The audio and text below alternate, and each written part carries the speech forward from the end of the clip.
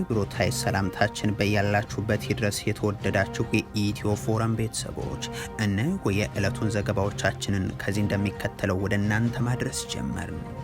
አበይት ነጥቦቹን በቅድሚያ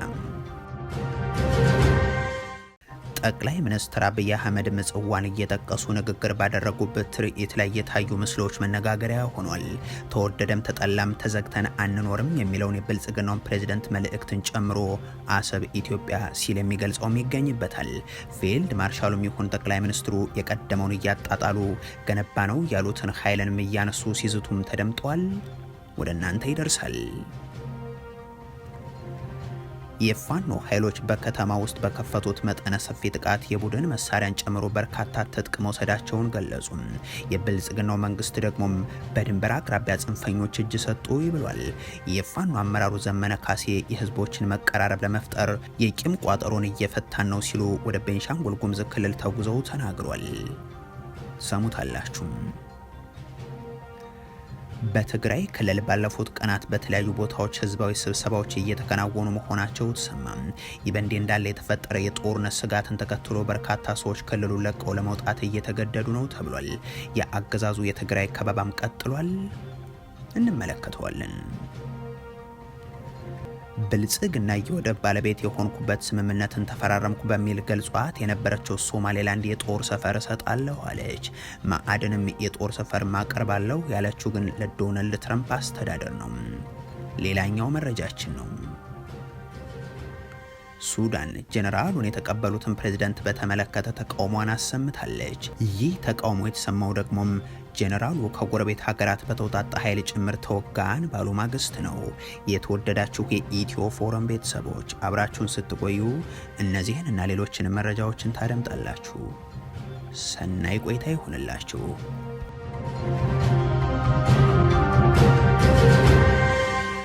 ጠቅላይ ሚኒስትሩ ምጽዋን እየጠቀሱ ንግግር ባደረጉበት ትርኢት ላይ የታዩ ምስሎች መነጋገሪያ ሆኗል።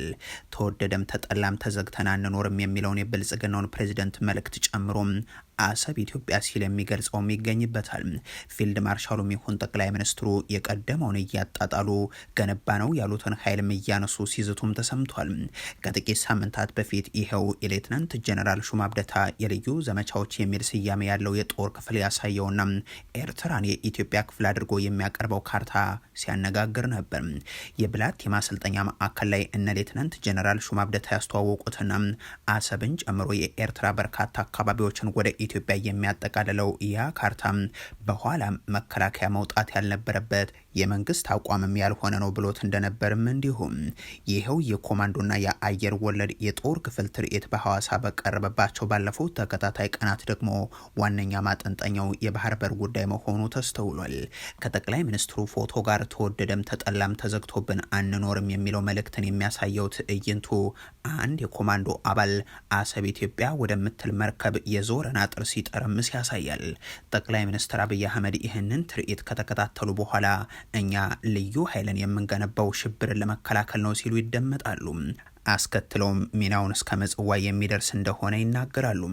ከሶማሌ ጫፍ እስከ ምጽዋ ጫፍ በባህር የሚያጋጥሙ ሽብሮችን ወንድም ህዝቦችን ደግፈን ሽብርን ለማስቀረትና ልማት ብልጽግናን በቀጠናችን ለማረጋገጥ ለኢትዮጵያ ብቻ ሳይሆን ለቀጠናው በቂ የሆነ ኤሊት ፎርስ ቴክኖሎጂ የታጠቀ ቴክኖሎጂ የሚጠቀም በድሮን ሪኮነሰንስ የሚያደርግ በካሚካዚ ምሽግ የሚያፈርስ በምሽግ ብቻ ሳይሆን በስትራቴጂክ ቦታዎች በሰላም ወረዳዎች ውጊያን የሚያጧጥፍና የሚያሳጥር ተቋም ኢትዮጵያ ስለገነባች ፊልድ ማርሻል ብርሃኑ ጁላ ደግሞ ተቀጣሪ ባንዳ በበዛበት ነው ይሄንን ሁሉ የገነባ ነው ሲሉ ነው የሚገልጹት።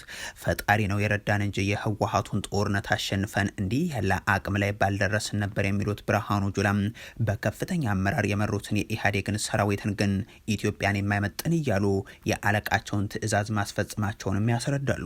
ፈርሶ የነበረ ሰራዊት ህይወት እንዲዘራ በማድረግ እዚህ ደረጃ መድረሳችን ፈጣሪ እኛን ተጠቅሞ የሰራው ስራ እንጂ የሚቻል ነገር ነበረ ለማለት በታሪክ ሰምቼ አላውቅም። የኢህአዴግ መንግስት የገነባው ሰራዊት ኢትዮጵያን የማይመጥን በመሆኑ መከላከያ ሪፎርም መደረግ አለበት በማለት ባዘዙት መሰረት አብይ አህመድም ይሁን ብርሃኑ ጁላ ገነባን የሚሉት ሰራዊት የጸረ ሽብር ስራዎችን እያነሱ የቀደሙ ሰራዊቶችን ኋላ ቀርና የኢትዮጵያ መልክ የሌላቸው አድርገው ያቀረቡት ንግግር ጋር መስማማት ቅድመ ሁኔታው የብልጽግናው ካምፕ አባል መሆን ብቻ ይመስላል።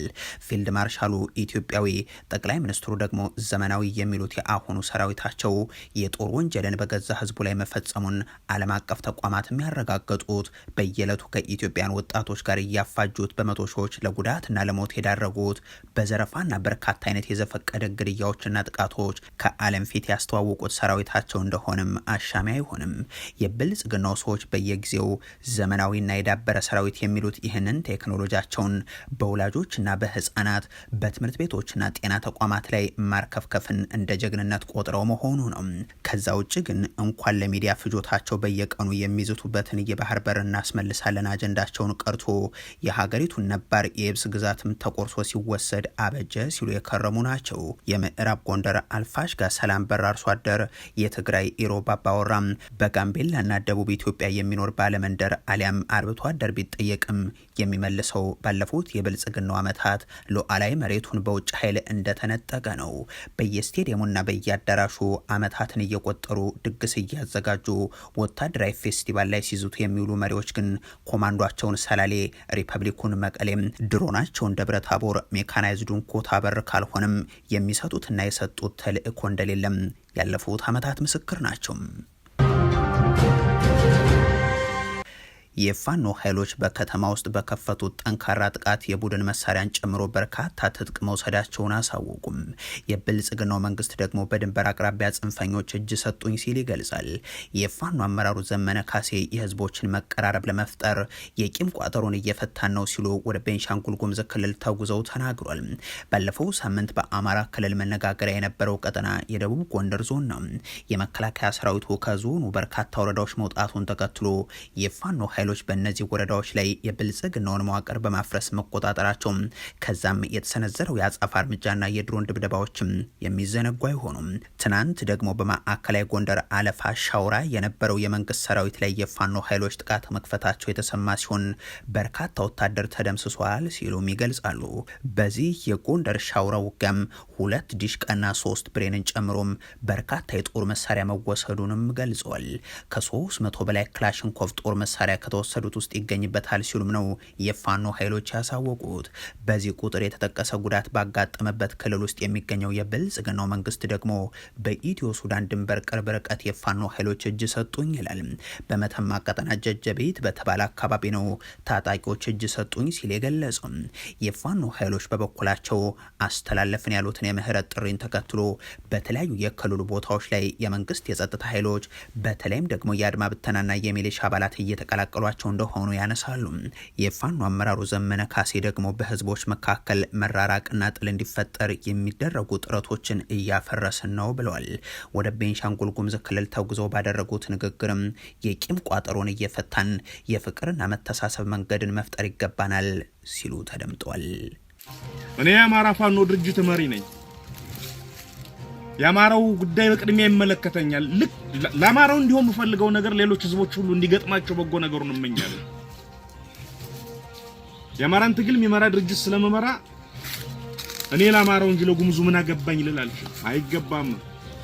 ኦሮሞው፣ የትግሬው፣ የጉራጌው፣ የጋምቤላው፣ የሀዲያው፣ ሶማሌው ጉዳይ አይመለከተኝም። የአፋሩ ጉዳይ አያገባኝም ልል አልችልም። ይመለከተኛል።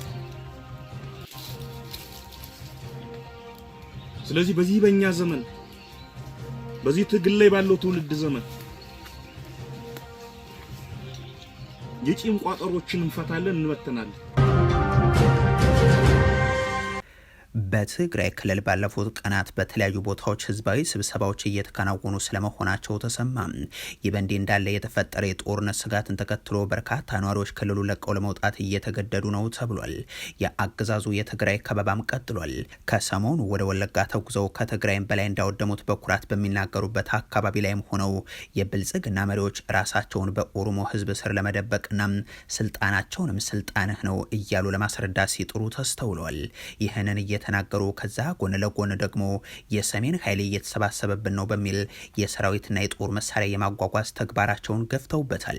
ትግራይም የበርካታ የአገልግሎትና የሸቀጥ ክልከላዎች ውስጥ ትገኛለች። ይህንን ተከትሎ ትናንት መግለጫ ያወጣው የክልሉ የጸጥታ ቢሮም ትዕግስታችንን እንደ ፍርሃት በመቁጠር የህዝብን ስቃይ በማራዘም እልቂትን መጠበቅ እንደማይገባ ያመንበት ሁኔታ ላይ እንገኛለን ሲል ገልጾ በትግል እንጂ በልመና የሚከበር መብት የለም በማለትም አንስቶ ብዛት ያለው ሰራዊትና ትጥቅን በማሰለፍ ትግራይን ለመክበብ የሚደረግ እንቅስቃሴም ግልጽ የጦርነት አዋጅ ነው፣ የትግራይን ህዝብ አንድነት ለመከፋፈልና እርስ በርስ ለማጋጨት በጀት ተመድቦም እየተሰራ ነው በማለት እንዳሳወቀ መዘገባችን ይታወሳል።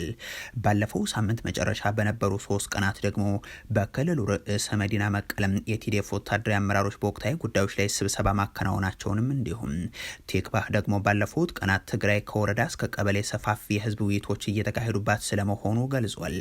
አንድ በስም ያልጠቀሳቸውን ተሳታፊ ዋቢ አድርጎም የንግዱ ማህበረሰብ አባላት የተሳተፉበት ስብሰባ ላይ መታደማቸውን እንደገለጹና አሁን ያለውን የትግራይ ነባራዊ ሁኔታን በተመለከተም በሰብሳቢዎቹ በኩል ቀረበ ያሉትን ማብራሪያ ይጠቅሳሉ።